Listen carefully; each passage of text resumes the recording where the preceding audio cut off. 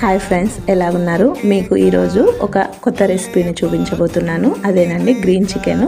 First of all stove పైన కడాయి పెట్టి oil వేసి ఆయిల్ హీట్ అయిన తర్వాత ఉల్లిగడ్డ మెంతికూర వేసి బాగా వేగనివ్వండి.